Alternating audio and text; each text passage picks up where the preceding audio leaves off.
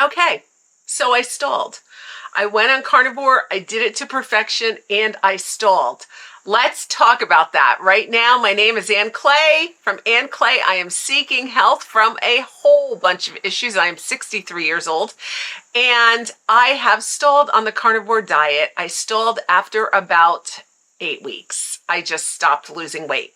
I am now on 12 weeks and I am still stalled. Now, I've got to tell you that the time that you stall feels like an eternity. Like, it's a total, you feel like you're doing the right thing and every day you're doing the right thing and then nothing ever changes. So there've been a few things that I'm doing to try to break my stall, and I'm going to share that with you. All right, the first thing is I found out that I wasn't eating enough. Now, this is Carnivore 101, 63-year-old middle-aged woman who's had a weight problem her whole life, that's dieted her whole life and restricted calories, is not eating enough. Big surprise.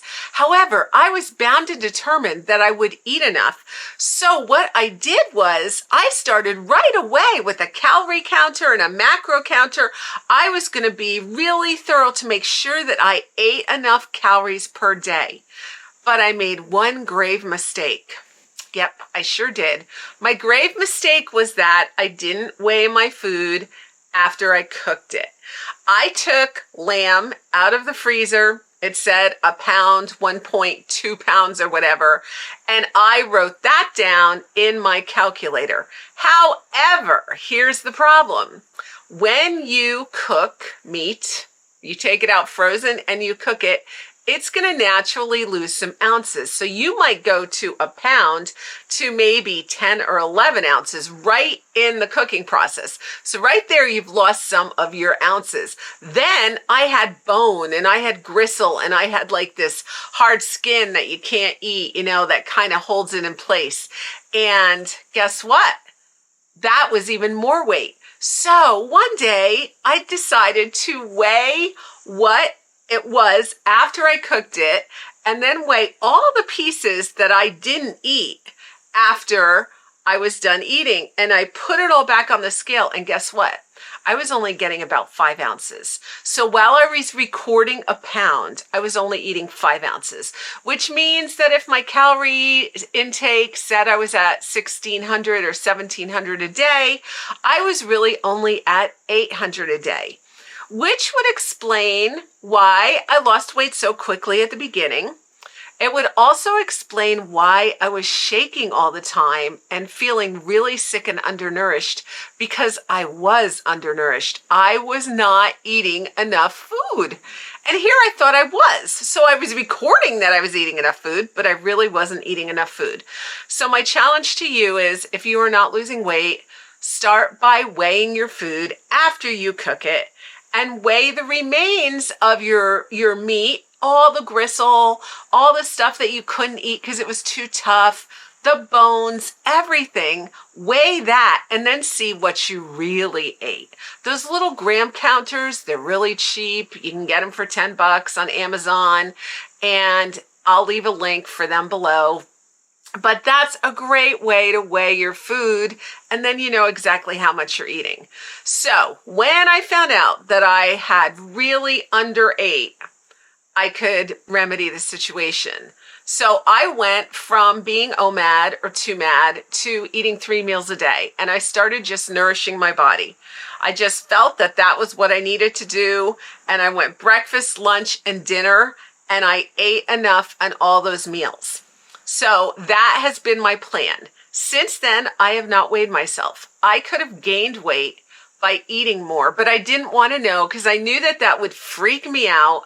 And I didn't want to know that I was getting freaked out and gaining weight. I knew I had to eat. So that's what I've been doing. I have been increasing my meals, increasing my calories, eating till satiated. And that is my first step to breaking the weight stall. Okay, second thing I did was I started adding more fat because I was only eating about 60% fat, 60-40, because I just couldn't get the fat down. I mean, I grew up not eating fat. I mean, this was like 13 years old. Don't eat fat, you know? So I always restricted fat. And when I was a vegan, I had absolutely no fat. So it's been really hard for me to get that fat in me. Also, because I have a histamine problem, sometimes butter can react to me. I don't like just eating butter. It just grosses me out. I've made butter bites.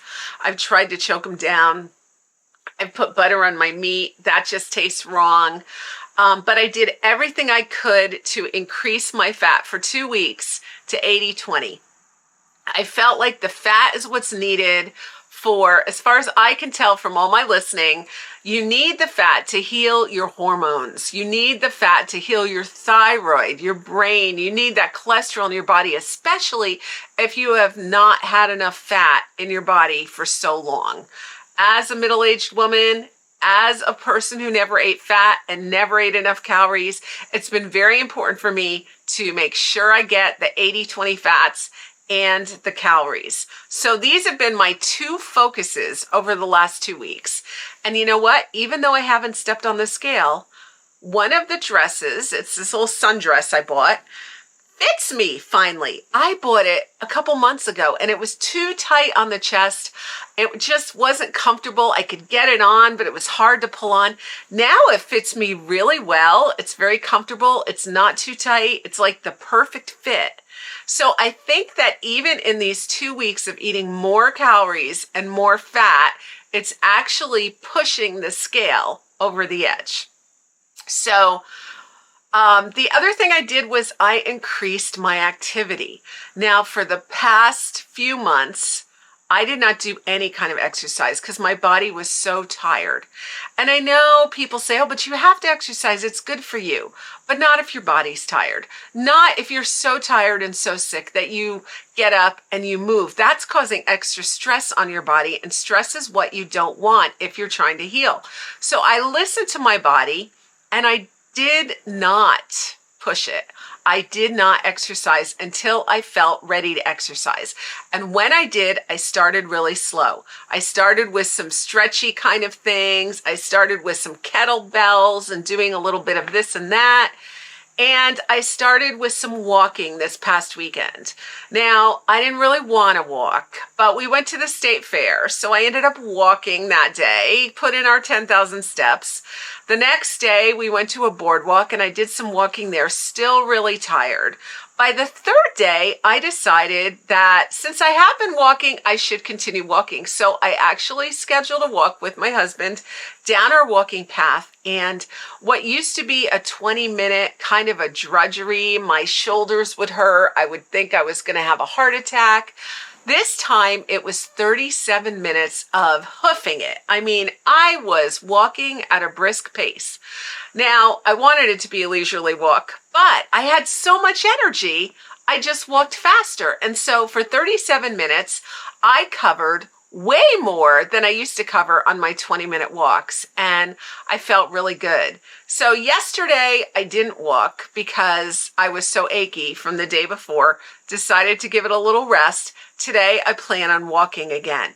So I've started increasing those things, hoping that that will help me break the stall. There's one more thing that I've done to try to get my body back in order and break the stall. Now, it looks like I could have already broken the stall with those 3 things I did. But this time I decided to go and join a group. Now, there are a lot of groups on YouTube, and a lot of the people that talk about carnivore diet and have done it many years have become coaches for carnivore. So I was kind of deciding which group I was going to join. I didn't really know. I thought about joining Kelly Hogan's group. I really like listening to her. I thought about joining Rena's group over there at the 5-minute carb. Is it 5-minute carb diet? I really like her too. But in the end, I ended up joining the Steak and Butter gang. So Steak and Butter Gal has a group that she does these resets. And I thought they were talking about priming and then the fasting schedule. And I thought, you know, I've kind of naturally started to prime on my own by trying to nourish my body and make sure it gets everything that I can get. So why don't I join that group for a little while, see what it's all about, see what the priming is all about, see what the fasting schedule is all about. So since I started out fasting for the first 3 months and then I went into priming myself, I thought that maybe it would be better to kind of go with that group. So I have just joined that group. I've just started listening to their materials. And I think that that's really going to do it for me. In a sense, I've primed for the last 2 weeks, so I'm about ready to go back into the fasting. I just want to make sure that I have all the energy I need and all the sustenance that I need before I go back into the intermittent fasting and then some longer fasts. It was always my intent to try some more fasting, but I just didn't feel I could go past the 20-hour intermittent fasting window. Sometimes I made it to 23 hours, but I felt like I was pushing my body, and now I know that I was pushing my body because I had not nourished it correctly. So now that I'm in a nourishing phase, and then I'm going to go into the fasting phase, I feel really confident that more weight is going to come off. I still have 70 pounds I want to lose. My mother says that's a little too ambitious, but I still have that I want to lose. 50 pounds should come off to get me to the healthy, acceptable weight level for my height. But I'd like another 25 pounds to come off of that to get me into a place where I feel really, really good. Because the less weight you have to carry around, the better for your body. Of course, though, it's about lean muscle mass. It's about getting those muscles back on my system. For many years, I ate as a vegan. I had no protein. I mean, I tried to get my protein, but they would say to me, you can get protein with spinach and you can get protein with beans and rice. So I would do everything I could to get my protein allowance, but the protein allowance was so small on the vegan diet. And now that I am nourishing my body with a lot of meat, I really feel like I have some backpedaling to do because for so many years I didn't get that protein. I think what happened when I went vegan was I semi-starved myself. I did not get the protein I needed, and I'm pretty sure I lost a lot of muscle mass. And so when it came back just as fat. And so I have been achy and pains and feeling old. And so it's really important to me to rebuild some muscle mass. And since I'm eating all the protein, I can do that. But now I'm going to be doing that with more weight training and that kind of thing. So the walking is actually helping with my legs and all my leg muscles. And pretty soon, when I'm ready, I will be joining the gym and I will be doing all of the resistance training at the gym just to get it going now. Gyms are expensive. I had a gym membership for years and never went. I have a gym actually next door to my house, and they are very cheap. So I think that it's pretty safe to go to the gym next door that's really inexpensive, and I should get my money's worth out of that. I'm going to join with my daughter. That's my plan to break my stall. So where am I now as far as my clothing? I have not tried on my jeans again. I had these jeans on about a month ago. I have not tried them on. I have noticed that my clothes are starting to feel looser, like that sundress feeling a little looser. I have these pants on today. They're really wild. They're stretchy, but they're also bigger than they were a couple weeks ago when I put them on. Now, whether or not they stretch to my body from wearing them or whether I've just gotten a little thinner. It's kind of funny because today I came out and my husband said to me, you are losing weight and you look a lot healthier too. So I have some tricks to my healthy looking. I noticed that these people on Carnivore, they had like this skin glow, right? And I didn't have that skin glow. I still had a lot of dry skin. So by eating that extra fat, that really actually helped moisten my skin and give me less dryness. But I also have this other thing that I've been doing that's been amazing. I talk about this more in my video about healing my chronic fatigue syndrome. I'm not saying I'm healed from that, but I'm definitely treating it to a better extent. And one thing that I'm doing is I am doing a product called N101. It's nitric oxide. Now, this Dr. Nathan Bryan has been on a lot of YouTube videos. You could Google him. He'll come up. He was on zero carb diet. No, not zero carb diet. I said that wrong. He was on zero carb is Kelly Hogan. He was on Rena's channel, 5 Minute Body. And he was talking about how to deal with viruses that don't go away. And he was talking about this whole process, which also is this process of cardiovascular disease. Anyway, my ears perked up when I heard this, and I ordered his N101 lozenger supplement that would give you nitric oxide. That lozenger has changed my life. I have so much more energy now. I am not afraid of having a heart attack. My exercise is better even after just 3 weeks. I don't have that pain in my back and my neck anymore that I always got when I was walking. Now, whether or not that pain was a muscle pain that has been helped through all this carnivore, or if it was some kind of heart pain, I don't know. I was always afraid it was a heart pain, but it's gone. It's completely gone. And it was so good. That stuff has been so good that after just 3 days, when I got my energy back, I decided to order this stuff for your skin too. So he has this serum that every day I put on my skin. I just put it on a few minutes ago. It actually has vitamin C and nitric oxide in it, and you put it on twice a day. And it's supposed to help get rid of wrinkles and age spots, like dull the brown and help with the rosacea. So this is, this is my skin right now. The brown is starting to fade. I have a thing here that's not fading, but the rosacea is not showing up as much, whether that's from Carnivore or from this. Who can say? However, I think it's from the serum because that's what changed in the last few weeks. And that worked so well that I decided to get the lotion too, the face lotion. Now, this stuff isn't cheap. I mean, the first thing people do is they look at that and they go, oh my goodness, it's not cheap. And I'm not made of money, but you know what? You can get it on Amazon. They have specials sometimes, and it really does work. And I think it's worked for my skin. My skin is looking a lot healthier. The other thing I'm doing every day is I get out. It's been sunny lately, and I get out for a half hour in the sun, and I just sit there. I sit there with my phone and I look at YouTube, or I sit there with a book, whatever it takes.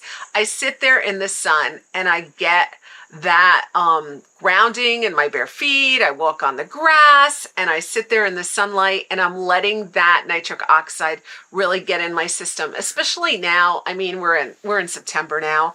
And New England, you know, when we lose our sun, we'll really lose our sun.